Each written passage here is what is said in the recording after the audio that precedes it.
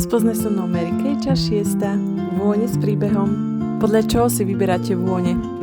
Väčšina ľudí samozrejme podľa vône, no ja to mám trochu inak. A zaujímalo by ma, či som v tom sama, alebo to má niekto podobne. Milujem vône s nejakým zámerom. Samozrejme daná vôňa sa mi musí páčiť, musí mi voňať, ale ono mi to väčšinou aj sedí. Teraz vám chcem povedať o mojich najobľúbenejších z Mary Kay. Majú totiž príbeh, preto sú dokonalé aj ako darček. Keď chcete vyjadriť prianie parfémom a vôňou, toto je presne ono. Prvá vôňa If You Believe. Odporúčila by som ju žene, ktorá potrebuje znovu uveriť, ktorá potrebuje dodať vieru a odvahu vykročiť za tým, čo cíti. Toto je príbeh, ktorý ti môže znieť, keď si ju budeš nanášať. Keď veríš, tvoje sny nezostávajú len s nami. Keď veríš, začneš vidieť cestu tam, kde si ju predtým nevidela. Keď veríš, prestaneš pochybovať o tom, čo ťa volá.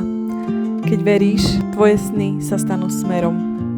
Nanášaj si túto vôňu a odvaha, ktorá ti možno chýbala, sa zrazu objaví. Pre ďalšie vône sleduj ďalšiu časť.